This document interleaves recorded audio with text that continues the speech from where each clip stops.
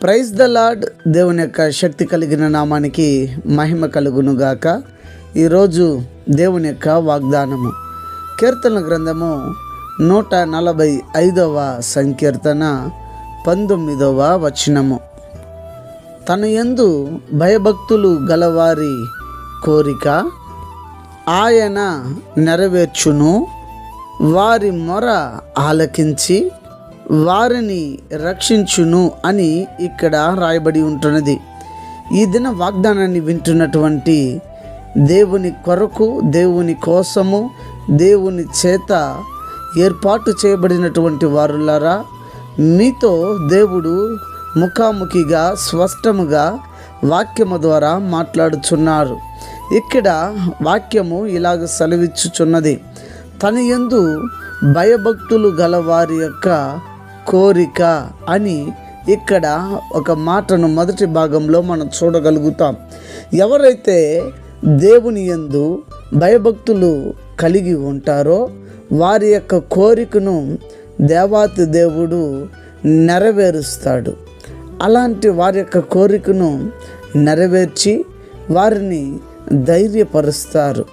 అయితే వారి మొర ఆలకించి వారిని రక్షించునని రెండవ భాగంలో మనం చూచుచున్నాం. ఏ వ్యక్తి అయితే దేవుని యందు భయభక్తులు ఉంటారో వారి యొక్క మొరను దేవుడు వింటాడు, వారిని తప్పక రక్షిస్తాడు. అయితే మనం చేయాల్సింది ఏంటంటే, నన్ను రక్షించు అనడానికంటే, నా మొర విను అనడానికంటే మొట్టమొదటిగా మన దేవుని యందు భయము కలిగి మనం ఉండాలి అన్న విషయాన్ని మనం నేర్చుకోవాలి. చాలామంది నేడు దేవుని యందు భయం లేదు, భక్తి లేదు, దేవుడు ఏం చేసేస్తాడులే అని చెప్పి చాలామంది చాలా ఒక నిర్లక్ష్యంగా వ్యవహరిస్తున్నారు. కానీ మర్చిపోవద్దు, ఆయన అతి త్వరలో మేఘారుణుడై రానుంటున్నాడు. ఆయన తప్పక వచ్చి నీకు నాకు మనందరికీ తీర్పు తీర్చబోతున్నాడు.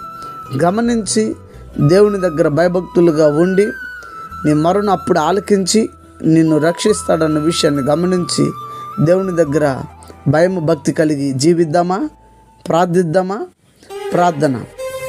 ప్రేమ స్వరూపి శ్రేష్టమగు నామమునికి కృతజ్ఞతలు.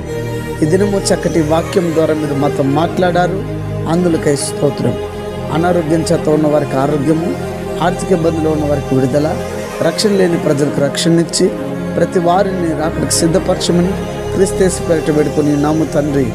ఆమెన్. God bless you. దేవుడు మిమ్మల్ని దీవించునుగాక. ఆమెన్. Praise the Lord. దేవుని యొక్క శక్తి కలిగిన నామానికి మహిమ కలుగునుగాక. ఈరోజు దేవుని యొక్క వాగ్దానము కీర్తన గ్రంథము 145వ సంకీర్తన 19వ వచనము.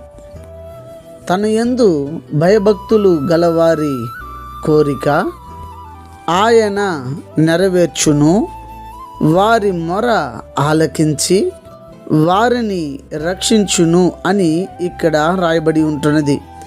ఈ దిన వాగ్దానాన్ని వింటున్నటువంటి దేవుని కొరకు, దేవుని కోసము, దేవుని చేత ఏర్పాటు చేయబడినటువంటి వారులారా, మీతో దేవుడు ముఖాముఖిగా స్పష్టముగా వాక్యము ద్వారా మాట్లాడుచున్నారు.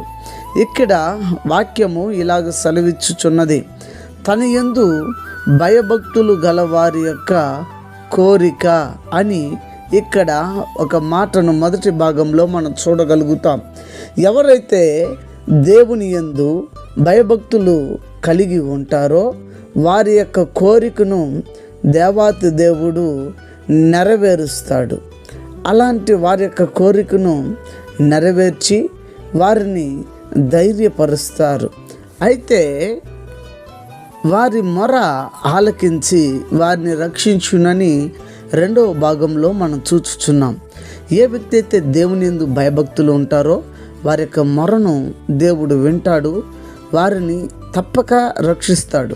అయితే మనం చేయాల్సింది ఏంటంటే, నన్ను రక్షించు అనడానికంటే, నా మొర విను అనడానికంటే మొట్టమొదటిగా మన దేవుని యందు భయము కలిగి మనం ఉండాలి అన్న విషయాన్ని మనం నేర్చుకోవాలి. చాలామంది నేడు దేవుని యందు భయం లేదు, భక్తి లేదు. దేవుడు ఏం చేసేస్తాడులే అని చెప్పి చాలామంది చాలా ఒక నిర్లక్ష్యంగా వ్యవహరిస్తున్నారు. కానీ మర్చిపోవద్దు, ఆయన అతి త్వరలో మేఘారుణుడై రానుంటున్నాడు. ఆయన తప్పక వచ్చి నీకు నాకు మనందరికీ తీర్పు తీర్చబోతున్నాడు.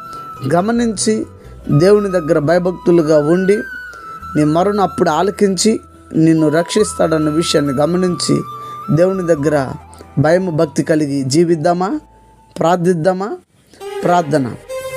ప్రేమ స్వరూపి శ్రేష్టమగు నామమునకే కృతజ్ఞతలు.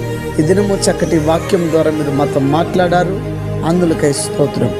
అనారోగ్యం చేత ఉన్న వారికి ఆరోగ్యము, ఆర్థిక ఇబ్బందులు ఉన్న వారికి విడుదల, రక్షణ లేని ప్రజలకు రక్షణ ఇచ్చి ప్రతి వారిని రాకడికి సిద్ధపరచమని క్రీస్తు పేరిట పెట్టుకుని నాము తండ్రి. ఆమెన్. God bless you. దేవుడు మిమ్మల్ని దీవించునుగాక. ఆమెన్.